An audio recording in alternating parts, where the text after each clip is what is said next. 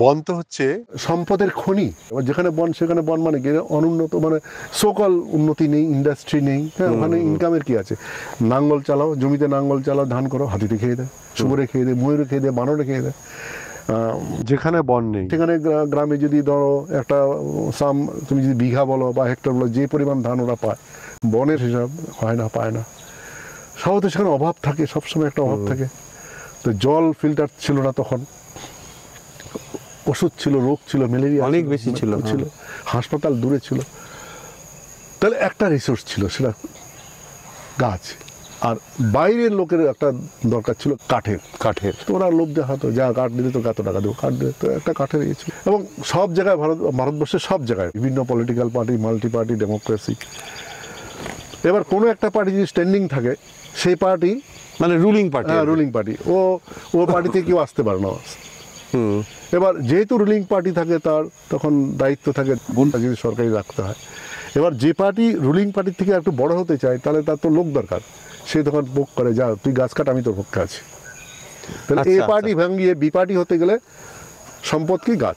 গাছ কাটো, আমার দলে আসো, গাছ কাটো, আমার দলে আসো। কিন্তু সে প্রোটেকশন দিতে পারবে সে পার্টি? হ্যাঁ, দিচ্ছে, লোক আছে। মানে আমাদের কি হয়, ধরো সেই পার্টিতে লোকজন থাকলে এটা কেউ আসতে তৈরি করে, ইনফরমেশন ব্লক করতে পারে, ধরতে গেলে আটকাতে পারে। কি হচ্ছে, ডেমোক্রেসিতে তো আর যাই হোক তো ফাঁসি দিবে না, গুলি করবে না ওপেন, কোনো জানে সবাই। আর লোক ও পার্টিতে, আর যখন সরকারি যখন কোনো পার্টি থাকে, তার একটা দায়িত্ব থাকে, সে ততটা এগ্রেসিভ হতে পারে না, এত বড় গাছ কাটিস না, এই জঙ্গলে ঢুকিস না, এটা আমাদের জঙ্গল, আমরা সরকারে আছি। আর যে সরকারে নেই, তার তো কিছু নেই। হ্যাঁ, সে গিয়ে গরিব মানুষ গরু চড়াতে গেছে, পার্টির লোকও বাড়ছে। এই করতে গিয়ে আমি ধরে ফেললাম। আবার অনেক ব্যাপার আছে এখানে। একই যখন আবার মিলিজুলি সরকার হয়, মানে বড় পার্টি, ছোট পার্টি, মাঝিরা পার্টি হয়, তাহলে বড় পার্টির ক্ষমতা বেশি, ছোট পার্টি, মেজো পার্টি ক্ষমতা কম। এবং যেখানে ছোট পার্টি আছে, কোনো জায়গায় ছোট পার্টিও আছে, সেই ছোট পার্টিটা সেই অঞ্চলে বড় পার্টি, রাজ্যে বড় পার্টি না, দেশে বড়, সে অঞ্চলটাতে বড় পার্টি। কিন্তু বড় পার্টি সরকারের মেইন জায়গায় আছে, ছোট পার্টি ছোট জায়গায় আছে। তাহলে ওই ছোট পার্টির জায়গাটাকে বড় পার্টি গিলে ফেলবে, ছোট থাকা যাবে না, পুঁটি মাছ তো থাকা যাবে না, ওটাকে আমি দরকার। এইরকম তো একটা আগ্রাসন ছিল না, আছে। এবার বড় পার্টি রাজ্যে আছে, ছোট পার্টি ওদের সাথে আছে, কিন্তু ওই এলাকাটাতে ছোট পার্টির বেশি দাদাগিরি আছে। ওই দাদাগিরিটাই ভাঙতে হবে। তাহলে কি হয়, গাছ কাট, আমি তো বড় পার্টি আছি, আমার কাছে ঢুক, তোকে কেউ ধরতে পারবে না। এবার ছোট পার্টি করে সত্যি তো, ছোট পার্টি করলে তো বড় পার্টি গাছ কাটতে দেয় না। ছোট পার্টি ছুটে যদি বড় পার্টিতে ঢুকি, গাছ কাটতে পারবো, তো ঢুকা সবাই। এবার ঢুকছে, আমি ধরছি, ধরছি, তখন বলছে আপনি সরকার বিরোধী কাজ করছেন। তোমাকে বলছে? হ্যাঁ, সরকার বিরোধী কাজ করছেন, আমাদের পার্টির লোকগুলোকে সব নিয়ে অ্যারেস্ট করছেন, তার গাড়ি অ্যারেস্ট করছে, গাড়ি সিজ করছেন। এই নিয়ে আর কি সব হলো টলো।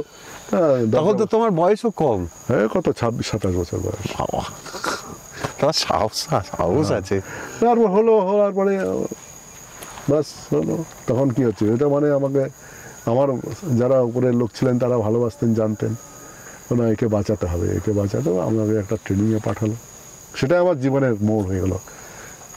Wild life institute of India, দেরাদুনে চলে গেলাম। দেরাদুন চলে গেলাম। ওখানে ট্রেনিং করার পরে জীবন দর্শনটা পাল্টে গেল। আচ্ছা, তখন থেকে আমি বন্যপ্রাণ নিয়ে কাজ করছি।